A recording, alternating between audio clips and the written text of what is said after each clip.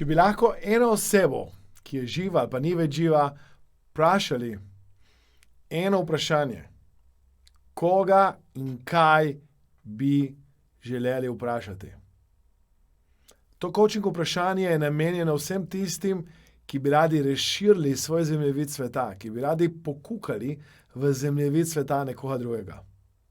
Za tiste, ki me ne poznate, moje ime je Aleksander Šinigoj in zadnjih nekaj let se ukvarjam s tem, da pomagam ljudem, da postanejo coachi, da postanejo hipnotizeri, NLP praktiki, mojstri praktiki in da iz tega zgradijo tudi svoj posel.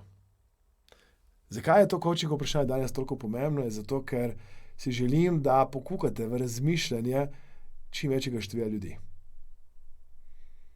Kaj vam bo v resnici to vprašanje prineslo, je, da s tem, ko boste razmišljali, da bi si želeli, da bi vprašali Primoža Trubarja.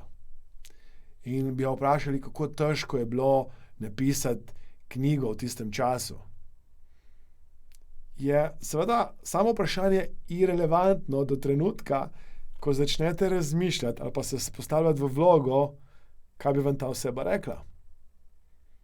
To pomeni, če boste kot coachi, daj to tehniko, ki jo zdaj z vami delam, ker jaz verjetno veste, da skozi ta različna coaching vprašanja uporabljam cel kup tehnik, ki jih ponavadi sploh ne razlagam, ker je ta čas dosti omejen in bi rad se skoncentriral samo zato, da začutite vprašanje, brez da v resnici razlagam, kakšna je smer in kam vas to vprašanje pelje in kaj bo potem naslednje vprašanje in kaj bo potem še naslednje vprašanje in kaj bi moglo biti vprašanje pred tem vprašanjem. V resnici cela struktura vam ne razlagam, vam dajem sam pogled v širino možnosti, ki jih imate kot coachi, da vprašate. Vendar pri tem vprašanju je ključno to, da ne nehate tukaj, da vprašate, kaj bo odgovor. To pomeni, recimo, da bi želeli izvedeti o nekem slavnem športniku ali pa znanem športniku, kaj je bila njegova motivacija.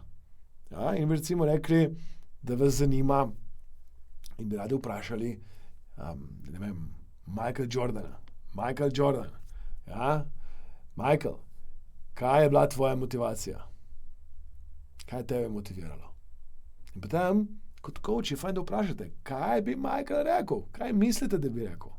In rekel bi, želel sem si recimo zmagati, želel sem si to, želel sem v bistvu za vsako ceno biti prvi, pomagati ljudem, da vidijo, da se bo Chicago spet dvignil na noge ali pa da bo Chicago prišel na koncu zlati prstan in tako. In hočem vam to reči, da v resnici v coaching vprašanju, koga bi radi nekaj vprašali, bi rad, da najdete eno paleto ljudi in se potem sprašujete, kaj bi vam rekli. Jaz vam povem, da ko imate neki izziv, ali pa neko dilemo, je vedno koristno, da se postavite v vlogo nekoga, ki je to dilemo že rešil. Ja, recimo, če vam dam naslednji primer. Recimo, da bi radi napisali svojo knjigo. Svojo lastno knjigo. Prvenec, da še niste napisali knjige.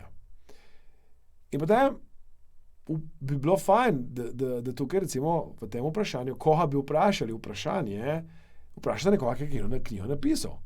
In seveda vas zanima, kaj bi vprašali. Recimo, da bi vprašali mene. Ja? Recimo, da si želite postaviti vprašanje Aleksandru. In bi mi vprašali, Aleksander, rada bi napisala knjigo. Povej mi, kaj naj naredim. In vi si zdaj morate predstavljati, da tudi če mene niste tega vprašali, tudi če nisem jaz pri vas, si morate predstavljati, kaj vam bom rekel. In kaj vam bom rekel? Napiši. Piši. A pa tipkaj. Dokdaj? Dokaj ne boš imel beta verzija, pa je imela beta verzija. In potem pobrišeš vse stvari. Potem lahko popraviš kakšno stvar.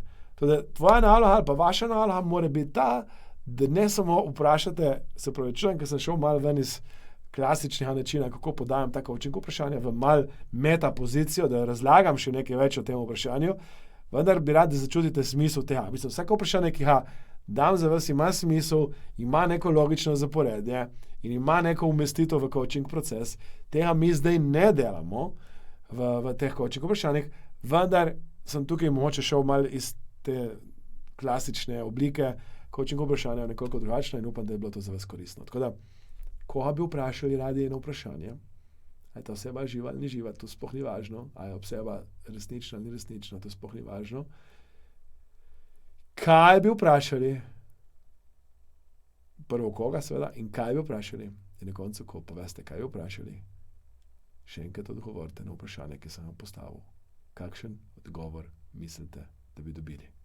Kaj vam oseba reče?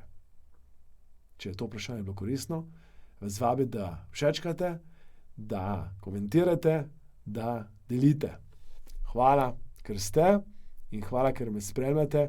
Naročite se na YouTube kanal, kajti na YouTube kanalu imate strukturirane vse stvari, ki jih tukaj delamo, tako da postanite naši naročniki na YouTubu, kajti tam lahko lažje, hitreje iščete, katerokoli vprašanje vas zanima, predvsem iz področja coachinga, motivacije, samomotivacije, hipnoze, samohipnoze. Hvala lepa.